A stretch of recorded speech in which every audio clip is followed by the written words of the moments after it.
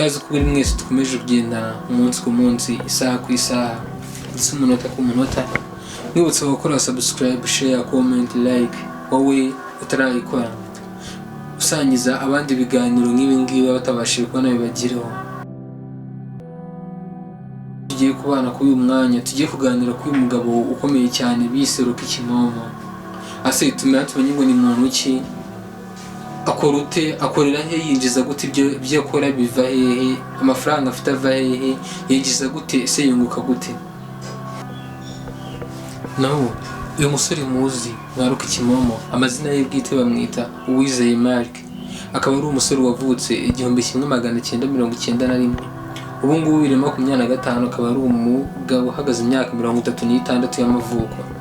Uyu musore bise kimomo Uwizeye Mark akaba yaravukiye ku bitaro bya Muhima, aho ni mu mujyi wa Kigali Kicukiro.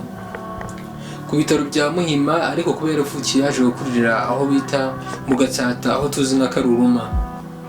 Ubu ngubu akaba ari umugabo ukomeye cyane, ufite amafaranga ndetse menshi cyane mu buryo bugaragara, winjiza cyane hano mu gihugu cy'u Rwanda.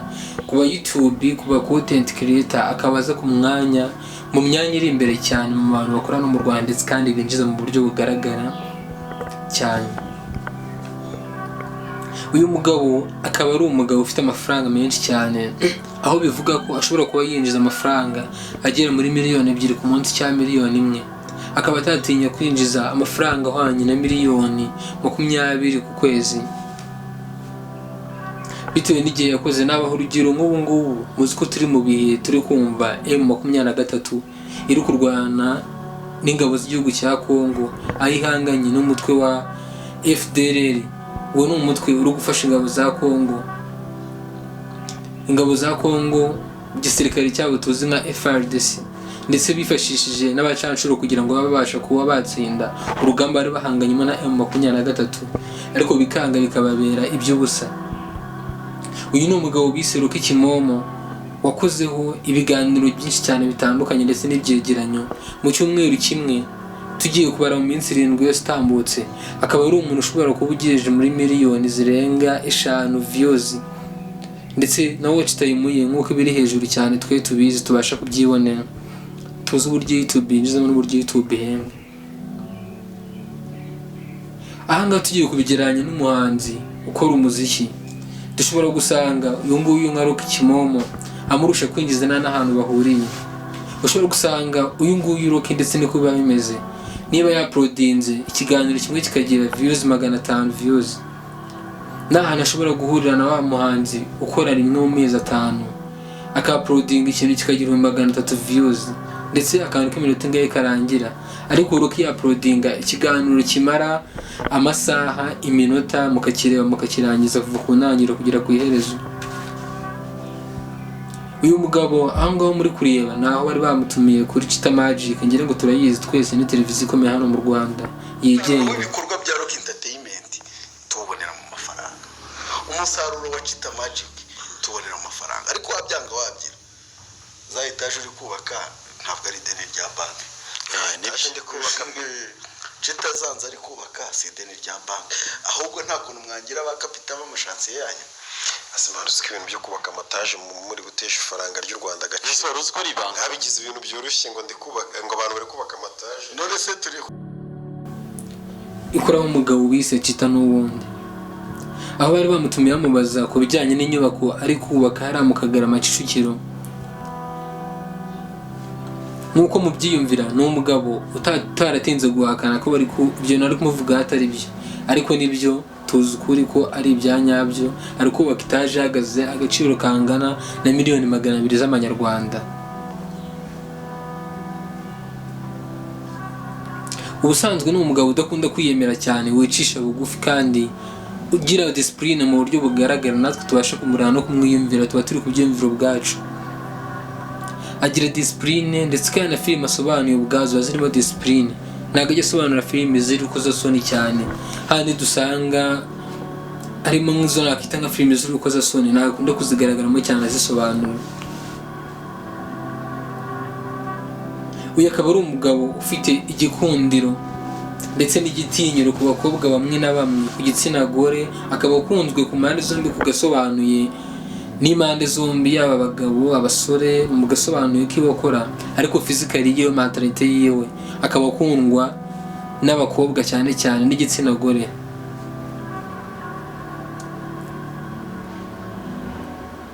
Uyu mugabo wizeye Mark Rocky Kimomo akaba ari umugabo ufite YouTube channel bise Rocky Entertainment, anyuzaho ibiganiro byiwe ndetse n'andi makuru atandukanye n'ibyegeranyo. Rocky Entertainment akaba yarayishinze mu 2016. Mu 2016 akaba ari bwo yatangiye umwuga we wagasobanuye,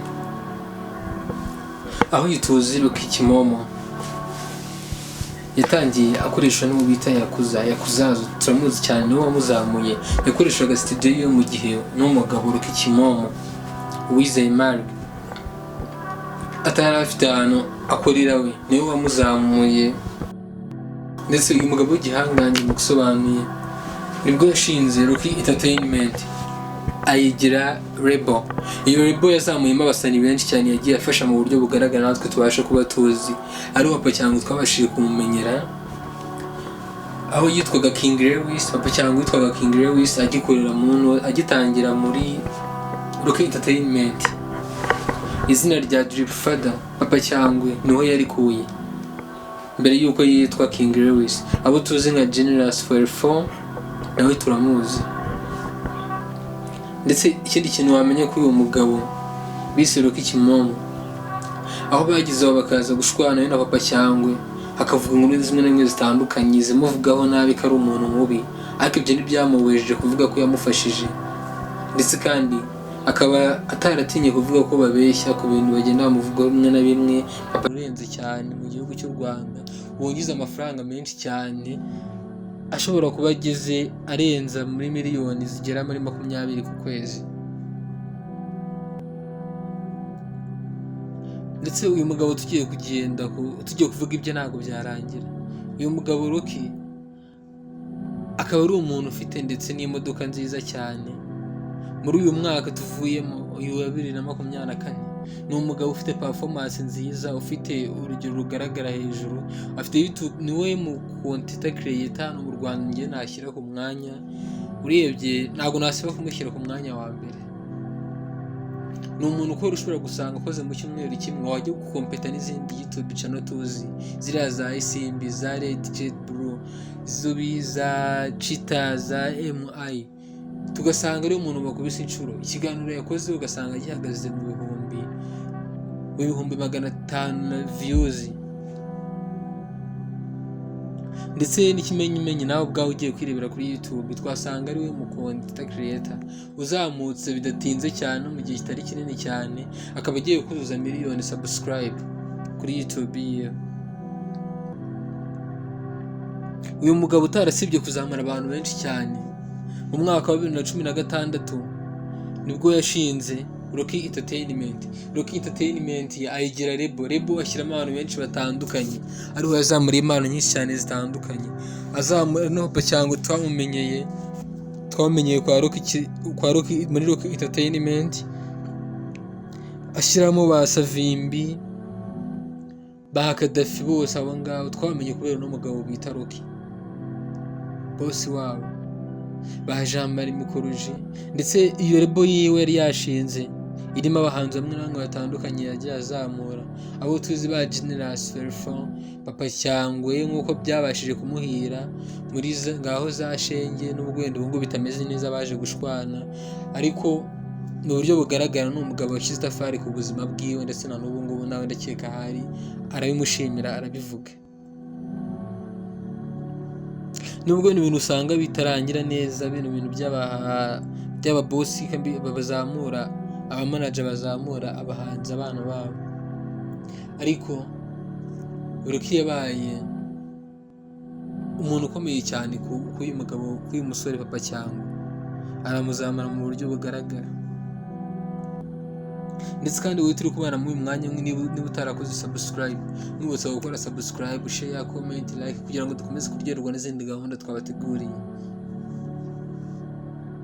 Uyu mugabo tugiye kuvuga ibyo ntabwo twabivuga ngo tubirangize. kadutegereze mu gihe kitari gitoya. Murabona ko iyo ni YouTube yiwe ifite ibihumbi 900 subscribe, uri hafi kuza miliyoni. Ngiye mpamya nashidikanya ko mu gihe kitarenze amezi 2 ndetse nayo ni menshi agomba kuba yujuje miliyoni subscribe.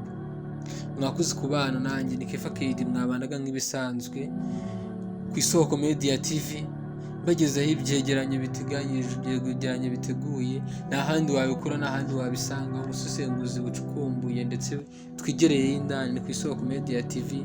Wewe mwibutsa gukora subscribe, share, comment, like kugira ngo dukomeze kuryoherwa n'izindi gahunda twabateguriye. Ciao ciao.